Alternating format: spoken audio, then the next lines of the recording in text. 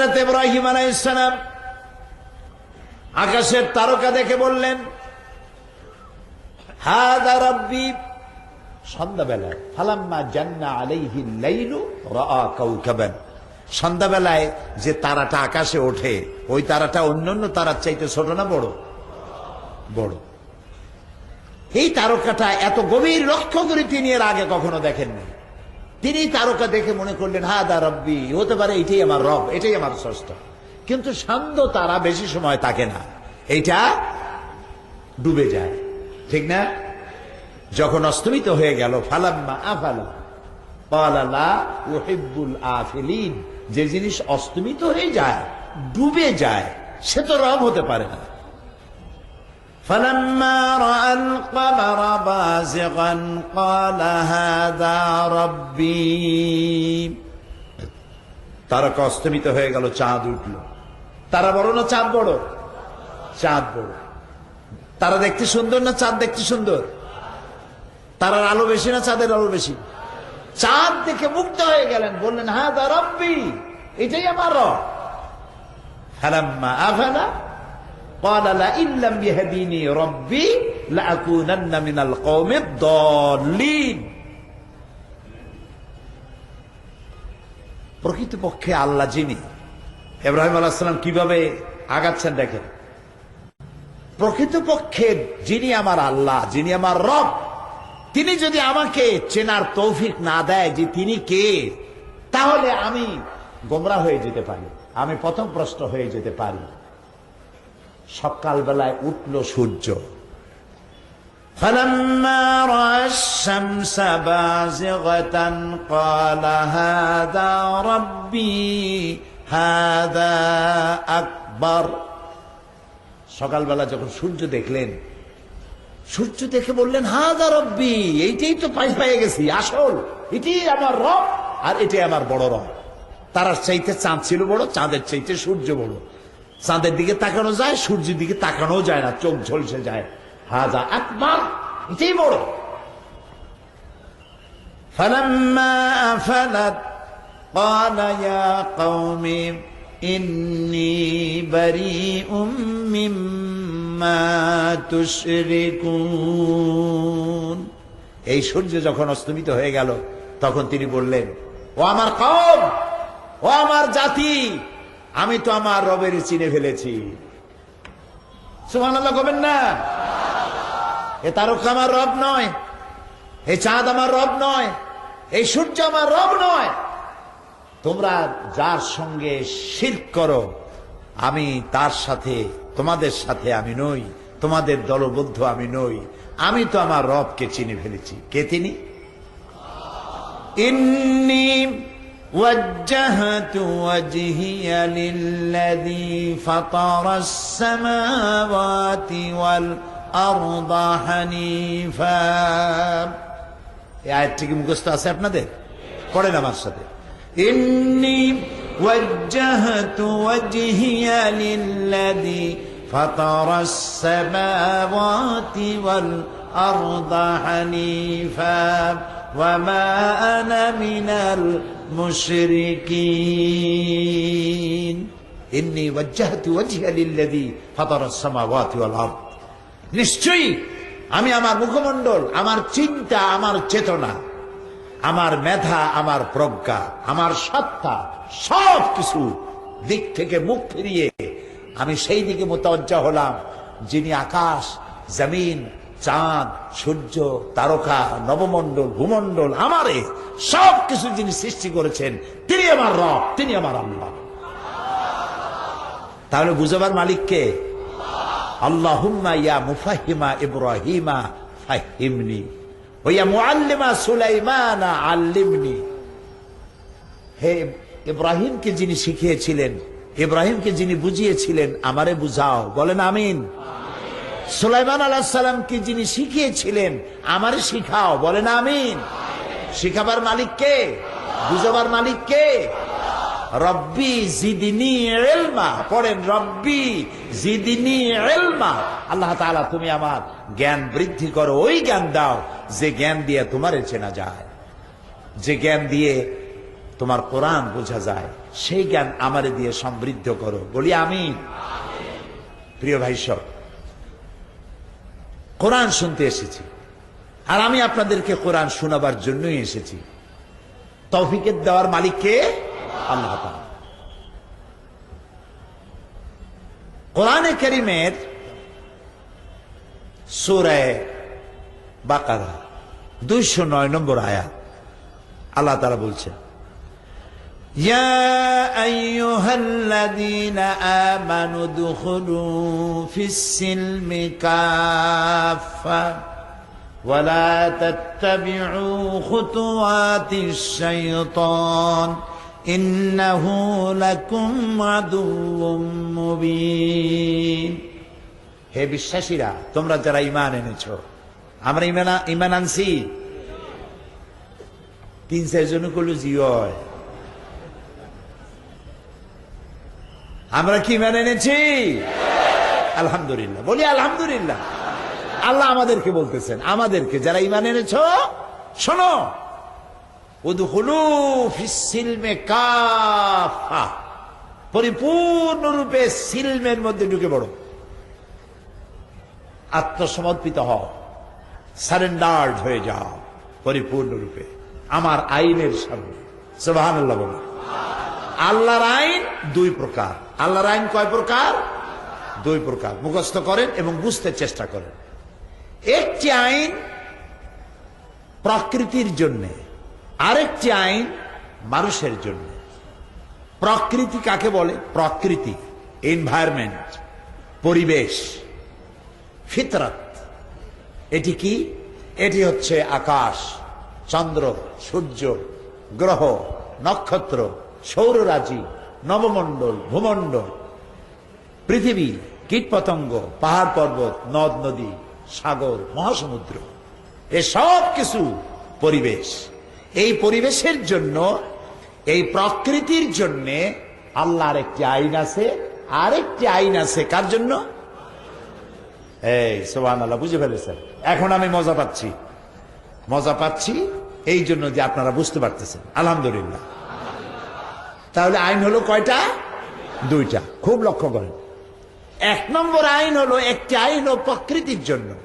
প্রকৃতি, ফিতরত, নেচার, আল্লাহর আইন মানতে বাধ্য, মানতেই হবে। কোরআন, আফাগায়রা দীনিল্লাহি ইয়াবগুন ওয়া লাহু আসলামা মান ফিস সামাওয়াতি ওয়াল আরদি তাওআন ওয়া কারহা। আফাগায়রা দীনিল্লাহি ইয়াবগুন, আল্লাহর দেওয়া বিধান, আল্লাহর দেওয়া আইনকে ছেড়ে দিয়ে তোমরা কি অন্যের তৈরি করা কোন আইন তালাশ করো? ওয়ালাহু আসলামা মান ফিস সামাওয়াতি ওয়াল আরদ, অথচ আকাশে যা আছে, জমিনে যা আছে, সব আমার আইনের সামনে মাথা নত করে দিয়েছে। সুবহানাল্লাহ বলেন। সবাই আইন মানে কার? আল্লাহ। এখন রাত 8:37 আমার ঘড়িতে ইখতিলাফ আছে। আলেমদের মধ্যে যেমন ইখতিলাফ থাকে, ঘড়িতেও ইখতিলাফ আছে। সব ঘড়ি একরকম না। এখন বাংলাদেশে 8:37 বা 35। সূর্য এখন কোথায়? সূর্য এখন কোথায়? আমেরিকা চলে গেছে। আমরা বলি সূর্য অস্ত হয়ে গেছে। সূর্য অস্ত নাই, ওর অস্ত নাই, ওঠা টোটাও নাই, এ ঘুরতেছে। পৃথিবী বড় না চাঁদ বড়? এই যে ইখতিলাফ হয়ে গেছে। পৃথিবী বড়, চাঁদ ছোট। সমস্ত ছোট জিনিস বড় জিনিসের চতুর্দিকে ঘোরে। দেখবেন মন্ত্রীরা আসলে কিভাবে ঘোরে চতুর্দিকে, দেখছেন না? আবার মন্ত্রীরা প্রধানমন্ত্রীর চতুর্দিকে ঘোরে। যেটা বড়, ছোটরা তার পিছনে ঘোরে। তো চাঁদ যেহেতু ছোট, এই জন্য চাঁদ ঘোরে পৃথিবীর চতুর্দিকে। সূর্য পৃথিবীর চাইতে বড়, এই জন্য পৃথিবী ঘোরে সূর্যের চতুর্দিকে। সূর্য ওর চাইতে বড় আছে তারকা, যে তারকাগুলি, যে সূর্য পৃথিবীর চাইতে 13 লক্ষ গুণ বড়, এই রকমের 2 থেকে 2.5 কোটি সূর্য খাইয়া হজম করতে পারে, এই রকমের তারার চতুর্দিকে সূর্য ঘোরে। আবার ওই তারকাগুলি, যে তারকায় সূর্য খাইতে পারে কয় কোটি, 2-2.5 কোটি সূর্য খাইয়া হজম করতে পারে যে তারকা, সেই তারকা ঘোরে ব্ল্যাক হোলকে কেন্দ্র করে। যে ব্ল্যাক হোল এরকমের তারা চকলেটের মধ্যে চুষা খাইয়া শেষ করে বালাইতে পারে।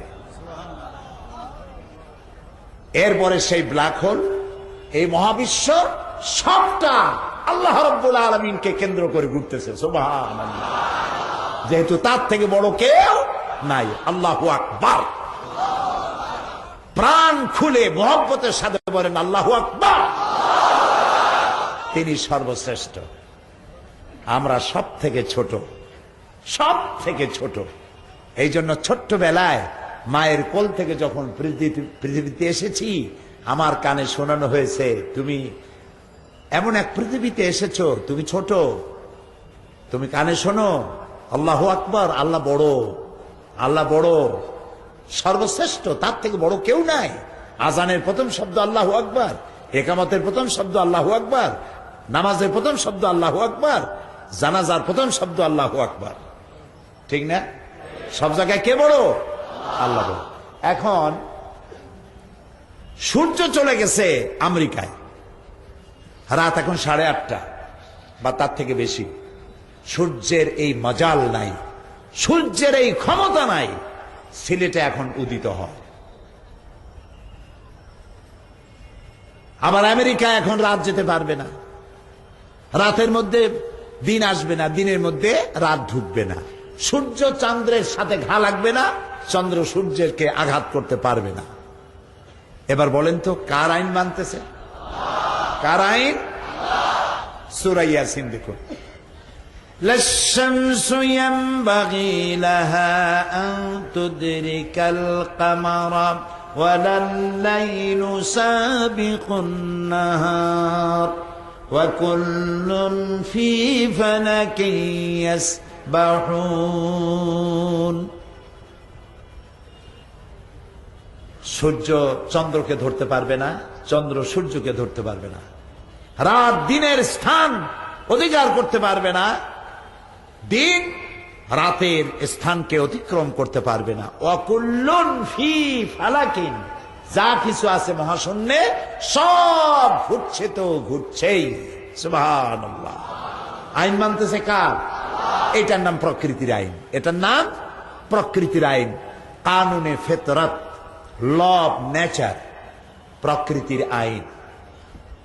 এই আইন মান্য করছে সুরমা নদী, সুরমা, কুশিয়ারা, মনু, মধুমতি, পদ্মা, ব্রহ্মপুত্র, শীতলক্ষা, কর্ণফুলী, সব আইন মানতেছে কার? সুরমার পানি নোনা না মিঠা? মিষ্টি কিনা? এই যে মিষ্টি নদীর পানিগুলো ভাটির টানে মিষ্টি পানিগুলো সমুদ্রের মধ্যে চলে গেল, আবার জোয়ারের সময় সমুদ্রের নোনা পানি মিষ্টি পানির মধ্যে ঢুকে গেল। মিষ্টি পানি, দরিয়ার পানিগুলি মিষ্টি পানি সমুদ্রের নোনা পানির ভিতরে গিয়ে ওইটাকে নোনা বানাইতে পারলো না, মিষ্টি বানাতে পারলো না। আবার নোনা পানি মিষ্টি পানির ভিতরে ঢুকে ওটারে মিষ্টি বা নোনা বানাইতে পারলো না। আল্লাহ তাআলা বলে কেন পারলো না? মারাজাল বাহরাইনি ইয়ালতাকিয়ান বাইনাহুমা বারযাখুন লা ইয়াবগিয়ান। সমান্তরালে দুটি নদী প্রবাহিত হচ্ছে, সমুদ্র প্রবাহিত হচ্ছে, মাঝখানে কোনো পার্টিশন নাই, হিজাব নাই, পর্দা নাই, বেড়া নাই, কিন্তু পানি তার নিজস্ব শক্তি, নিজস্ব মিষ্টি ভাব, লবণ ভাব, এটাকে অতিক্রম করতে পারছে না। হুকুম মানছে কার? হুকুম মানছে কার? এই যে সিলেট, এই সিলেটে এক পাশে কমলার গাছ আর এক পাশে সাতকরার গাছ। সাতকরা আছে না? সাতকরা না হাত করা? দুইটাই। একবার আমেরিকায় নিউ ইয়র্কে গিয়ে নামলাম এয়ারপোর্টে, আমার সাথে সিলেটে কিছু ভাইরা ছিল, ইমিগ্রেশন অফিসাররা, কাস্টম পুলিশরা আসছে, এসে জিজ্ঞেস করছে, ইউ হ্যাভ এনি শ্যাটকেরা? তা আমি শ্যাটকেরা আবার কি? ওরা তো আর বোঝে না, ফ্রুটস নিতে হলে ওখানে আবার ট্যাক্স দিতে হয়। তো একদিকে সাতকরার গাছ আর একদিকে কমলার গাছ, এক পাশে আনারস আর এক পাশে লিচু, এক পাশে আম আর এক জায়গায় আর এক পাশে কাঁঠাল। একই জমিনের ফসফরাস, সোডিয়াম, একই জমিনের উপাদান, একই সূর্যের আলো, একই বৃষ্টির পানি, একই জ্যোৎস্নার আলো, একই শিশির বিন্দু দিয়ে বেড়ে উঠেছে পাশাপাশি গাছ। তাল গাছে বেল হলো না, নারকেল গাছে আলু হলো না, সাতকরা গাছে কমলা হলো না, কমলা গাছে সাতকরা হলো না। আবার এক পাশে বাঁশ আর এক পাশে আখ। আখ বলেন না কি বলেন? যেটা ভাঙ্গে চাবাইলে যেটা দিয়ে চিনি তৈরি হয়, ওটা কি কর? সিলেটে কি কর? কুড়াল। কি আমার সাহায্য করেন?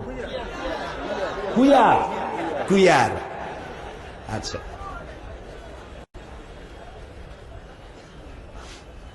সিলেটে আমি বুঝি, কিন্তু হইতাম পারলাম না। 100% বুঝি। আপনারা আমার কাছে বসে কথা বলেন, 100% বুঝবে, কিন্তু বলতে পারি না, এটাই যে একটু সমস্যা। তা কুইয়ার, আচ্ছা কুইয়ার আর বাঁশ এক জায়গায় হয়েছে। কুইয়ার যদি চাবান কেমন লাগে? কেমন লাগে? এবার বাঁশ চাবান তো দাঁত থাকবে একটাও, জিব্বে টিব্বে শুদ্ধ বিদায় হয়ে যাবে। আখের মধ্যে রস হলো, বাঁশের মধ্যে রস হলো না। তাল গাছে বেল হলো না, আম গাছে কাঁঠাল হলো না। সারা জীবন খাইলাম, চিন্তা করলাম না কেন হলো না। আমার আল্লাহ বলেন কেন হলো না, শোনো, ওয়ালান তাজিদা লিসুন্নাতিল্লাহি তাবদীলা। আমার কানুনে ফিতরতের ভিতরে, আমার ল অফ নেচারের মধ্যে, আমার প্রকৃতির আইনের ভেতরে কোনো পরিবর্তন কোনো দিন হবে না। আমার আইন মানতে হবে। সুবহানাল্লাহ। সবাই মানতেছে, সবাই মানতেছে। দেখুন না ভাই, বাংলাদেশের ম্যানগ্রোভ ফরেস্ট, সুন্দরবন, এটার ভাগ আপনারা পান নাই, আমরা পাইছি দক্ষিণাঞ্চলে। আপনারা পাহাড় পেয়েছেন, পাথর পেয়েছেন, চা পাইছেন, আমরা আবার ওইটা পাইনি। আল্লাহ এক এক জায়গা আর এক জায়গার উপরে নির্ভর করে রাখছেন। যেমন এক একটা মানুষ আর একটা মানুষের কাছে ঠেকা করে রাখছে। আপনি কোন জায়গায় মাথা নত করবেন না, সব জায়গায় মাথা উঁচু করে রাখবেন, কিন্তু নাপিতের কাছে গেলে মাথা নত করা লাগবে। কোনো না কোনো জায়গায় ঠেকা আছেন, ঠিক কিনা? তো আপনার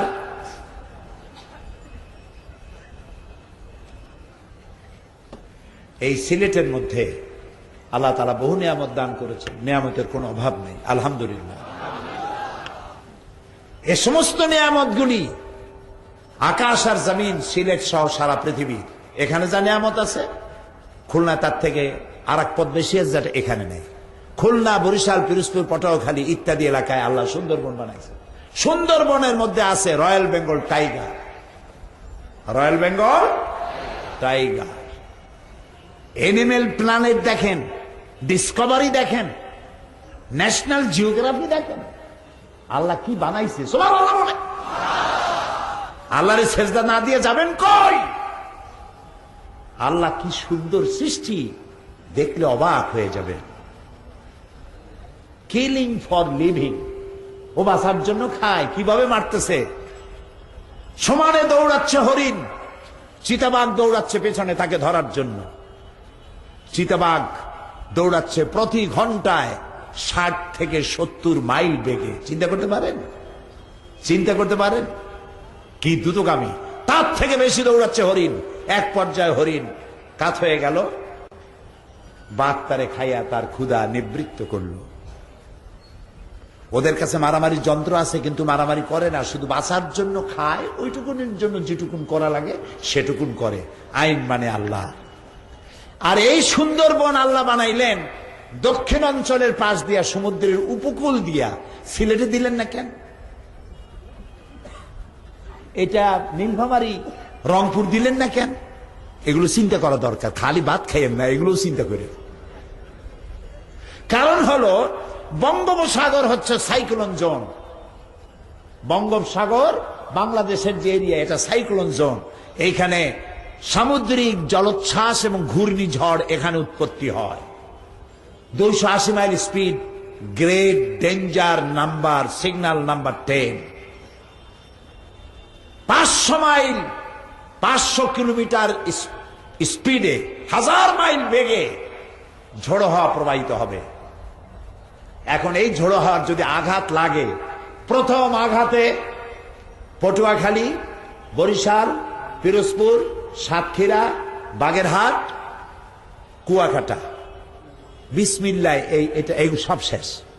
প্রথম আঘাতে আল্লাহ তাআলা, তিনি তো সব সৃষ্টি করেছেন, এখানে সুন্দরবন বানাই দিয়েছেন। প্রথম আঘাত প্রোটেক্ট করবে, প্রথম আঘাতটাকে সামলায় দেবে সুন্দরবন, যাতে মানবকুল ধ্বংস না হয়ে যায়। সুবহানাল্লাহ, সুবহানাল্লাহ। এই গাছ কেউ লাগায়নি, কোন মানুষের, কোন গভর্নমেন্ট সুন্দরবনে গাছ লাগায় না। কে লাগায়? যাই দেখে আসেন। আমি দেখছি জঙ্গলের মধ্যে যেখানে সুন্দরী গাছ, সব সুন্দরী গাছ। সুন্দরী গাছ মানে গাছটা দেখতে সুন্দরী, মেয়েদের মতো তা না, কিন্তু গাছটার নামই সুন্দরী কাঠ। সুন্দরী কাঠ, বাইন কাঠ, কেওড়া কাঠ, পশুরি কাঠ, গোলপাতা, নানান রকমের গাছ দিয়ে সাজানো। আপনি যেখানে ঢুকবেন সুন্দরী এলাকায় সব সুন্দরী কাঠ। যেখানে বাইন গাছ, সব বাইন গাছ। যেখানে পশুরি, সেখানে সব পশুরি। যেখানে কেওড়া, সেখানে সব কেওড়া। অথচ জোয়ারের পানিতে ফলগুলো ভেসে চলে যায়, মাটির থেকে উপরে ওঠে, ভাটির টানে এগুলি ভার হয়ে যার যার জায়গায় পড়ে। আল্লাহ তাআলার আপন কুদরতে এই বাগান তিনি নিজে সাজায় রাখছেন। এগুলির জন্য গভর্নমেন্টের আছে ফরেস্ট ডিপার্টমেন্ট। ফরেস্ট ডিপার্টমেন্টের লোকরা পাহারা দেয় যাতে করে গাছগুলো চোরাই না হয়। তারপরেও মানুষটা সব সমান না, কিছু মানুষ আছে যা এগুলার সর্বনাশ করে। সেই জন্য আল্লাহ দেখলেন যে এগুলো তো বংশানুক্রমে সবাই খাইতে পারবে না, গার্ড, আল্লাহ নিজের পক্ষ থেকেও কিছু গার্ড দরকার। সেই জন্য সুন্দরবন রক্ষা করার জন্য আল্লাহ নিজের কিছু গার্ড দিয়ে দিলেন। কোন নাম কি? Royal Bengal tiger. ওর সামনে যদি পড়ে যান আর যদি বলেন বাবা রয়্যাল বেঙ্গল টাইগার 10 কোটি টাকা দেবো আমারে বাঁচাও, বাঁচাবে না। এক থাপ্পড়ে বাস, কাম শেষ। আল্লাহর আইন মেনে চলছে।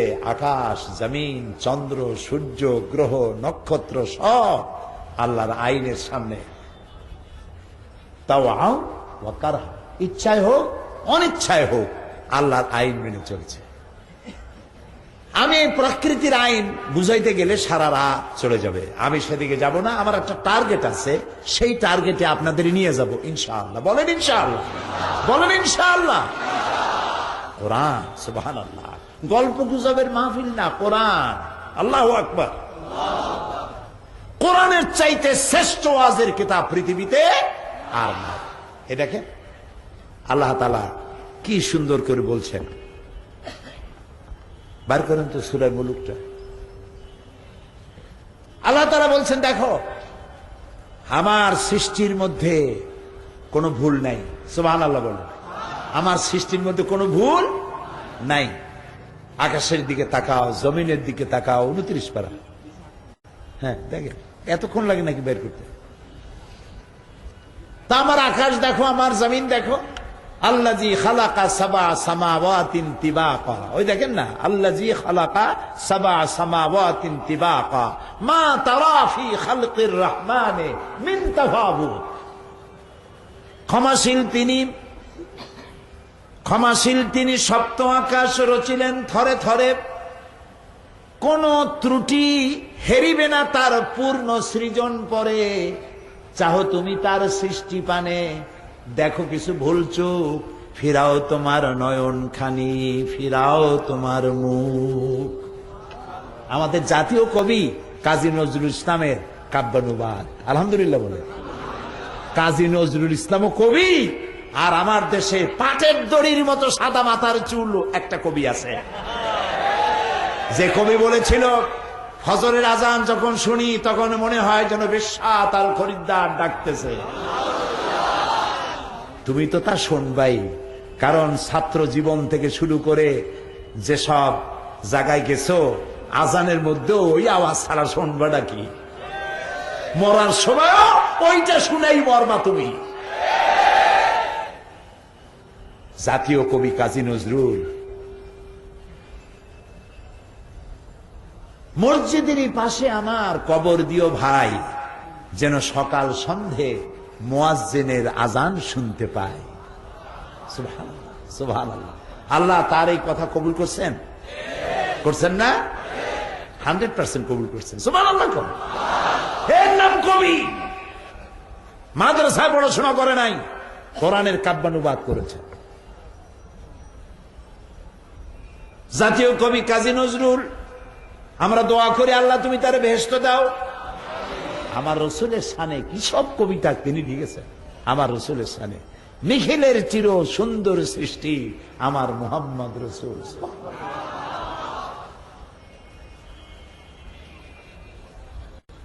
মুহাম্মাদের নাম জপেছিলি কি জানি, বুলবুলি তুই আগে, তাই করি তোর কণ্ঠের সুর এতই মধুর লাগে। সুবহানাল্লাহ, সুবহানাল্লাহ।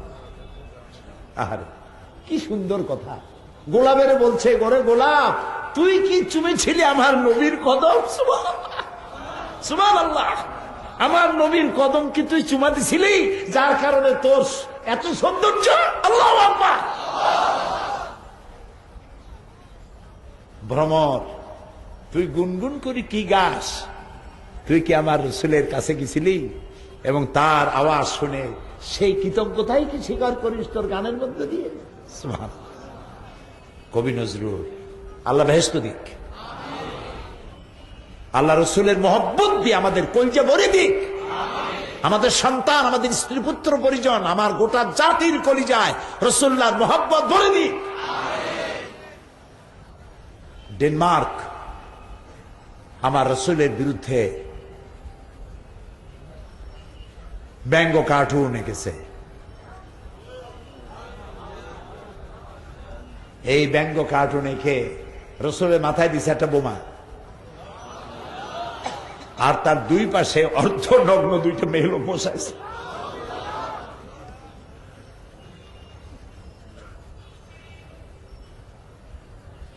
আল্লাহ তাআলা তোমার কোরআন সামনে নিয়ে বলছি, তুমি হয় এদেরকে হেদায়েত করো, আর না হয় যারা তোমার রসুলের সম্মানকে নষ্ট করলো, নষ্ট করার চেষ্টা করলো, এদেরকে তোমার গজবের হাতে সোপর্দ করে দিলাম।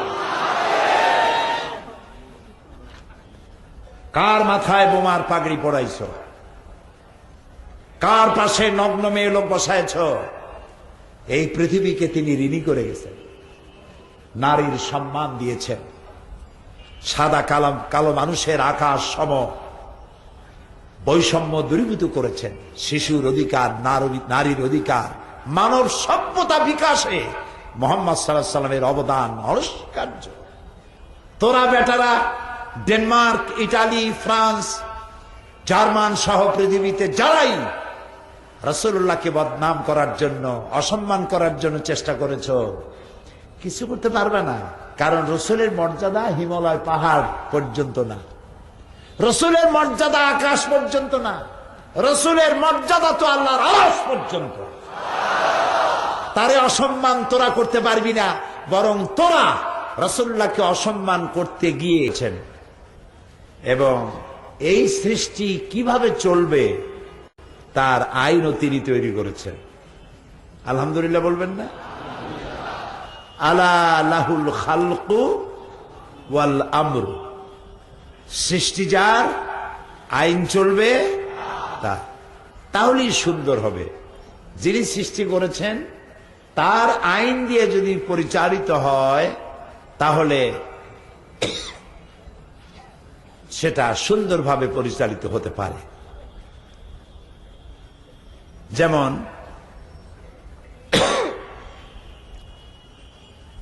এই লাউড স্পিকারের মাধ্যমে আমি কথা বলছি, আমার কথাগুলি লাউডলি আপনারা শুনতে পাচ্ছেন। এটি কে তৈরি করেছে? একজনে কয় আল্লাহ। মাইক কি আল্লাহ বানাইছেন? একটু বুঝে শুনে তো জবাব দিবে। এই মাইকগুলি বানিয়েছে বিজ্ঞান, মানুষ তৈরি করেছে। এখন এই মাইকে যদি কোনো সমস্যার সৃষ্টি হয়, আর যদি আমরা যে কয়েকজন আলেম ওলামা এখানে আসি সবাই যদি সূরা ফাতিহা পড়ে ফু দিই, ভালো হওয়ার সম্ভাবনা আছে? ক্ষীণ, খুবই ক্ষীণ সম্ভাবনা। এ মাইকটা ভালো হতে পারবে, পারপাস সার্ভ হবে। যিনি এটা তৈরি করেছেন তিনি এই মেশিনের সাথে একটা গাইড বই দিয়ে দিয়েছে। এটা কিভাবে, হাউ টু অপারেট, এটাকে কিভাবে অপারেট করা হবে তার একটা বই দিয়ে দিয়েছে। আপনার কাছে মোবাইল আছে না? মোবাইল নাই এরকম লোক আছে নাকি? খুবই কম, খুবই কম। সেদিন এক টেলিভিশনে এক অনুষ্ঠানে দেখলাম ভিক্ষুকের কাছেও মাইক। মোবাইল, মাইক না মোবাইল।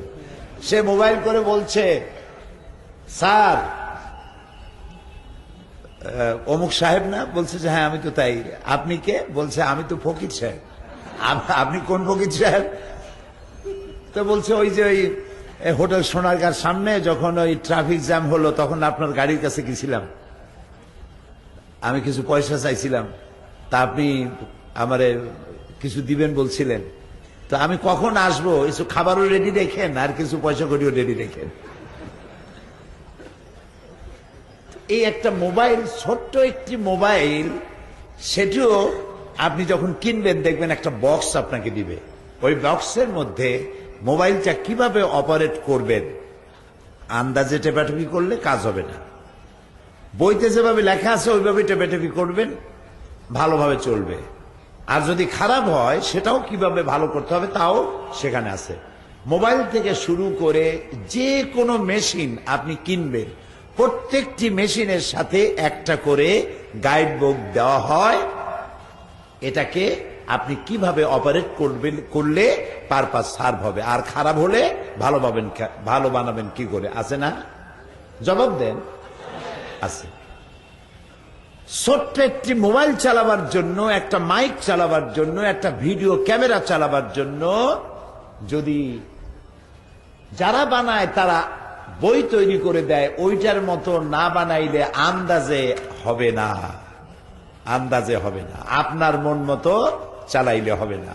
ওরা যেভাবে বলবে ওইভাবে অপারেট করলেই এটা চলবে। এ কথাটা কি বোঝা কঠিন হয়েছে না সহজ হয়েছে? তাহলে বিশাল আকাশটা যিনি বানিয়েছেন, এই সুন্দর পৃথিবী যিনি সৃষ্টি করেছেন, তার নাম কি? এরকম বললে হবে নাকি? পুরুষ ছেলের মতো বলবেন, আল মোহাব্বতে বলবেন, কে স্রষ্টা? তিনি সৃষ্টি করেছেন।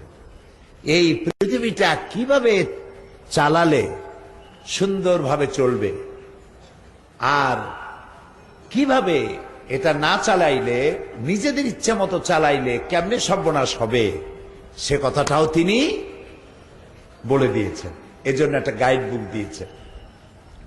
নবী করিম সাল্লাল্লাহু আলাইহি ওয়াসাল্লাম বলেছেন, তারাকতু ফীকুম আমরাইন, দুটি জিনিস আমি রেখে গেলাম তোমাদের জন্য। কয়টা জিনিস রাখলাম? দুইটা জিনিস। একটা হলো কিতাবুল্লাহ, একটা হলো এটা কি? আল্লাহর কিতাব, এটা কোরআন শরীফ। আলহামদুলিল্লাহ বলেন। আর একটা দিলাম, সেটা কি? আপনারা কত বুদ্ধি করে, আর একটা কি? সুন্নত, নবী করিম সাল্লাল্লাহু আলাইহি ওয়াসাল্লামের সুন্নত, হাদিস। দুইটা লাইন দিলাম। আপনাদের এখানে ট্রেন লাইন আছে না? সিলেট থেকে ঢাকা ট্রেন লাইন আছে? ট্রেন চলে কয়টা লাইন দিয়া? চাকা চলে কয়টা লাইন? দুইটা লাইন। এই দুইটা লাইনের উপরে চাকাগুলি, চাকার উপরে কি থাকে? বগি। বগি বলে না, কম্পার্টমেন্ট, বগি। ওই বগির মধ্যে আপনি বসেন, বউ বসে, বাচ্চা বসে, মাল সামান বসে, সবাই নিয়ে আরামসে বসে আছেন। লাইনের উপর দিয়ে যাবেন। ট্রেন চালু হয়ে গেল, স্টার্ট করলো, সিলেট থেকে যাবে কোথায়? ঢাকা। লাইন এরকম আছে, এই লাইনের উপর দিয়ে চাকা চলতেছে। লাইন যদি চাকা থেকে একটু সরে যায়, প্রশস্ততা একটু যদি বেড়ে যায়, অথবা প্রশস্ততা একটু যদি ন্যারো হয়ে যায়, তাহলে কি হবে বলে? অ্যাক্সিডেন্ট হবে। অ্যাক্সিডেন্ট হলে কি হবে? যা হবার তাই হবে। জি, সব শেষ। আল্লাহ তাআলা তিনি এই পৃথিবী একটি ট্রানজিট ক্যাম্প করেছেন। এটা একটি transit camp. Transit camp, waiting room. এইটা আমাদের স্থায়ী জায়গা না, আমাদের একটা লাস্ট ডেস্টিনেশন, একটি শেষ গন্তব্য আছে। সেই গন্তব্যের নাম হলো জান্নাতুল ফিরদাউস। সুবহানাল্লাহ। এই পৃথিবী থেকে জীবন নামক, দেহ নামক গাড়িটা, এই দেহকে ধরুন, এই দেহটা কম্পার্টমেন্ট। এই গাড়িটা আল্লাহ জান্নাতে নিতে চান। এখানে আমাদেরকে এই স্টেশনে পাঠিয়েছেন। এই স্টেশনে এসেছি, একটা রিটার্ন কনফার্ম টিকিট নিয়ে এসেছি। সবাই, সকলের হাতে কি আছে বলেন? একটা, শুধু টিকিট না, কনফার্ম রিটার্ন টিকিট। কনফার্ম, এটাকে রিকনফার্ম করার কোনো প্রয়োজন নাই। কনফার্ম রিটার্ন টিকিট সাথে দিয়ে দেওয়া হয়েছে। এখানে আসছি, এইখান থেকে আমার গন্তব্য কোথায় বলেন তো বুদ্ধি করে? গন্তব্য কোথায়? আল্লাহর জান্নাত। বলেন কোথায়? আল্লাহর জান্নাত। এটা হলো গন্তব্য। এখন এই দেহ নামক গাড়িটি আল্লাহর জান্নাতে যাওয়ার জন্য রাসূলুল্লাহ বললেন, দুইটা লাইন পাইতে দিয়ে গেলাম। একটার নাম কোরআন আর একটার নাম হাদিস। তোমার দেহটা এই কোরআন আর হাদিস নামক লাইনের উপরে উঠায় দাও। তোমার জীবন গাড়ির চাকা, জীবন গাড়ি, জীবন চলতে গেলে চাকা লাগবে। জীবন চলতে গেলে কি লাগবে? চাকা লাগবে। চাকাগুলি কি? চাকা হলো তোমার ব্যক্তি, তোমার পরিবার, তোমার সমাজ, তোমার রাষ্ট্র, তোমার অর্থনীতি, তোমার যুদ্ধনীতি, তোমার শিক্ষানীতি, তোমার সন্ধি, তোমার বন্দি, তোমার দুনিয়ায় চলতে যা লাগে, এ সবগুলি চাকা। আর এই চাকাগুলি কোরআন আর হাদিস নামক দুইটা লাইনের উপর উঠায় দাও। যদি এই লাইনের উপরে সঠিকভাবে থাকে, একদম ছেড়ে দেবে দুনিয়া থেকে এই গাড়ি, আর শেষ গন্তব্য জান্নাতুল ফেরদাউসে দেহ চলে যাবে। কিন্তু মাঝখানে যদি অর্থনীতির চাকা দৌড় দেয় ইউরোপের দিকে, রাজনীতির চাকা যদি দৌড় মারে আমেরিকার দিকে, সাংস্কৃতিক জীবনের চাকা যদি দৌড় মারে শান্তিনিকেতনের দিকে, তাহলে কি হবে? ও, এখন কিন্তু পরীক্ষা চলতেছে, আমি কিন্তু মার্ক দিতে পারবো না যদি জবাব না দেন। কি হবে? অ্যাক্সিডেন্ট হবে। আর অ্যাক্সিডেন্ট হলে পরে যা হবার তাই হবে। কথা কি বুঝে আসছে? এখন আল্লাহ রাব্বুল আলামিন আইন দিয়েছেন এই পৃথিবীকে পরিচালনা করার জন্য। কিভাবে পৃথিবী পরিচালিত হবে, আপনি আমি কিভাবে চললে দুনিয়া শান্তি পাবো এবং আখিরাতে শান্তি পাবো, এজন্য আল্লাহ তাআলা একখানা কিতাব দিয়েছেন। কিতাবখানার নাম কোরআন শরীফ। সুবহানাল্লাহ বলেন। যেই কিতাবের ভিতরে কোনো ভুল নাই, লা রাইবা ফি, বিন্দু মাত্র ভুল নাই। দুনিয়ার সব বইয়ের লেখক, লেখক, তিনি লেখেন এই বই লিখতে গিয়ে আমার ভুল হতে পারে। প্রত্যেকে বই লিখতে গিয়ে লেখে, যদি কোনো ভুল হয় আমাকে ধরিয়ে দিবেন, আমি আগামী সংস্করণে এটাকে সংশোধন করব। না এরকম লেখে যে আমি যেখান বই লিখছি, কারো বাবার হিম্মত নাই বইয়ের মধ্যে ভুল ধরা। পারবে কেউ? বলেন পারবে? পারবে না। আল্লাহ রাব্বুল আলামিন একখানা কিতাব নাজিল করলেন, যেই কিতাবের ভিতরে আল্লাহ রাব্বুল আলামিন শুরুতেই বলে দিয়ে দেন, লা যালিকাল কিতাবু লা রাইবা ফীহ। এই কিতাবের মধ্যে কোনো ভুল নাই, কোনো সন্দেহ নাই, কোনো সন্দেহ করার ভুলে কোনো অবকাশ নাই। সুবহানাল্লাহ। এবং এই কিতাবের কত যে তাফসীর হলো, আজ পর্যন্ত তার তাফসীর শেষ হয় নাই।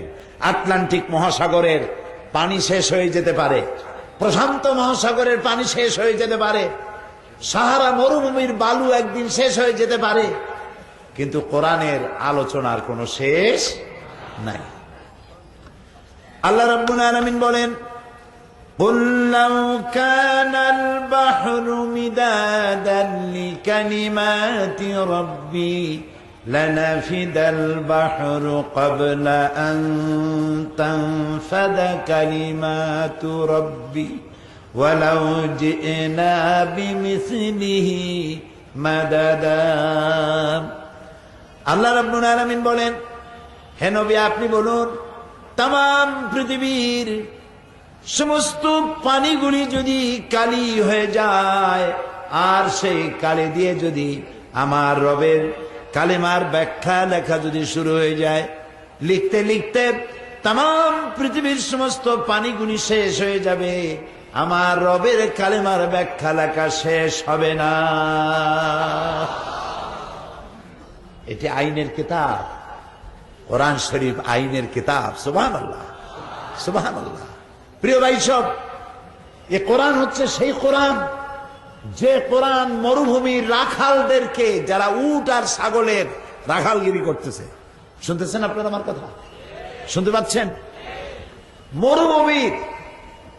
মরুভূমিতে যারা উট এবং ভেড়া ছাগলের রাখালগিরি করত, সেই সব রাখালদেরকে ধরে বাদশা বানাই দিয়েছে। তাও সুবহানাল্লাহ কইতে ইচ্ছা করে না। কৃত দাসদেরকে ধরে যুদ্ধের ময়দানে সেনাপতি বানায় দিয়েছে। সাধারণ গ্রামের চাষিকে ধরে বিচারপতি বানায় দিয়েছে। কে করেছে? এ কোরআন। এ কোরআন। আমাদের কলেজ বিশ্ববিদ্যালয়গুলিতে অনেক সিলেবাসের অনেক বই আছে, এবং এই বইগুলি পড়াশোনা করে বিশ্ববিদ্যালয় থেকে যে ধরনের প্রোডাকশন আমরা আশা করি, বিশ্ববিদ্যালয়গুলি আমাদেরকে সেই ধরনের প্রোডাকশন দিতে পারছে? পারছে না? পারছে না। আমি বলবো না যে বিশ্ববিদ্যালয় এবং কলেজগুলি সব খারাপ ছেলেপেলে বের করছে, আমি বলবো না। তবে আমরা যেমনটি চাই ওই মানের সৎ, চরিত্রবান, যোগ্যতা, দক্ষতা, স্বচ্ছতা, বিশ্বস্ততা দিয়ে পরিপূর্ণ এই ধরনের প্রোডাকশন কম পাচ্ছি, ঠিক না? নবী করিম সাল্লাল্লাহু আলাইহি ওয়াসাল্লাম তার বিশ্ববিদ্যালয়ের সিলেবাসে কিতাব ছিল মাত্র 2খানা। কয়খান ছিল? 2খান। একখানের নাম কোরআন আর একখানের নাম হাদিস। এবার দেখেন তো ছাত্র কারা? ছাত্র কারা? আবু বকর, ওমর, ওসমান, আলী, খাব্বাব, খুবাইব, আমর ইবনুল আস, আবু মুসা আশআরী, জুবায়ের, জাবের, আব্দুর রহমান বিন আউফ, আবু উবাইদা ইবনুল জাররাহ, আবু মুসা আশআরী রিদওয়ানুল্লাহ তাআলা আলাইহিম আজমাইন। এ সব হচ্ছে রাসূলের বিশ্ববিদ্যালয়ের ছাত্র। সুবহানাল্লাহ। সারা পৃথিবীর সমস্ত বিশ্ববিদ্যালয়গুলি একত্রিত হয়ে হযরত ওমরের মতো একজন শাসক বানাইতে পারবে? হযরত খালেদের মতো একজন সেনাপতি বানাতে পারবে? হযরত আবু বকর রাদিয়াল্লাহু তাআলা আনহুর মতো একজন ন্যায় বিচারক, একজন বাদশাহ বানাইতে পারবে? পারবে না, পারবে না। তাহলে মূল যে বিষয়টি ছিল সেই বিষয়টি থেকে আমরা সরে এসেছি। আমি আজকে আপনাদেরকে বুঝাইতে চেষ্টা করব, নিজেও বুঝতে চেষ্টা করব। আল্লাহ যেন তৌফিক দেন, বলে না আমি। আমি লোকেরা বলে মুফাসসিরে কোরআন, আসলে কি এর মুফাসসিরে কোরআন? আমি তাফসীরের ছাত্র মাত্র, বুঝতে চেষ্টা করতেছি, বিগত অর্ধ শতাব্দী ধরে বুঝতে চেষ্টা করতেছি, কোন কুল কেনারা করতে পারিনি। বুঝিলাম ইহা যে কিছুই বুঝিলাম না। মালুম শোধ কে হিচ মালুম না শোধ। সারা পৃথিবীর এত বড় নিয়ামত যেই জাতির কাছে, সেই জাতি পৃথিবীর মধ্যে আজকে মার খায়। তার নাম সন্ত্রাসী, তার নাম ফান্ডামেন্টালিস্ট, তার নাম রিয়াকশনারি, তার নাম প্রতিক্রিয়াশীল, তার নাম মৌলবাদী, তার নাম পৃথিবীতে সবচাইতে ঘৃণিত নাম ওই জাতির, যেই জাতির কাছে রয়েছে আল্লাহর কোরআন। ইন্না লিল্লাহি ওয়া ইন্না ইলাইহি রাজিউন। এর থেকে মুসলমানদের জীবনে আর বিপদ কি হতে পারে? কোরআনের মতো একখানা কিতাব। দেখুন তো, তাওরাত কে নাজিল করেছেন? একেবারে ঠাস ঠাস করে জবাব দেবেন পুরুষের মতো। তাওরাত কে নাজিল করেছেন? জাবুর কে নাজিল করেছেন? ইনজিল কে দিয়েছেন? আল্লাহ কি বলেছেন জাবুর হেফাজত করব? আল্লাহ কি বলেছেন তাওরাত হেফাজত করব? আল্লাহ কি বলেছেন ইনজিল হেফাজত করব? বলেন নাই। কিন্তু কোরআনের ব্যাপারে বলেছেন। আল্লাহ তাআলা বলেন, ইন্না নাহনু নাযালনা যিকরা ওয়া ইন্না লাহু লাহাফিজুন। কোরআন নাজিল করেছি আমি আল্লাহ, আর এর সংরক্ষণের সবটুকুন দায়িত্ব আমি আল্লাহ আমার হাতে আমি গ্রহণ করেছি। এটা আমি হেফাজত করব। কোরআনটারে কে হেফাজত করবেন? কেন দায়িত্ব নিলেন?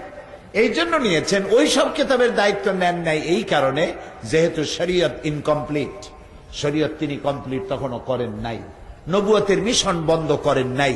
কিতাব আসবে, আরো নবী আসবে, সেই জন্য ওটা হেফাজতের দরকার নাই, এগুলি একটা একটা করে কাট হয়ে যাবে। ইনজিল নাজিল হওয়ার পর কোরআন আসলো। কোরআন নাজিল হওয়ার পর আল্লাহ তাআলা শরীয়তকে কমপ্লিট করে দিলেন এবং নবুয়তের মিশনকে কাট করে দিলেন। পৃথিবীতে আর নবী আসবে না, নবী আসার প্রয়োজন নাই, আর নবী যখন আসবে না কিতাব আসারও কোনো দরকার নাই। এই জন্য কোরআনে কারীমকে আল্লাহ রাব্বুল আলামিন বললেন, এটাকে আমি হেফাজত করব। পৃথিবী পরিচালনার জন্য কোরআন হচ্ছে সব থেকে বড় গাইড, বড় পথপ্রদর্শক কিতাব।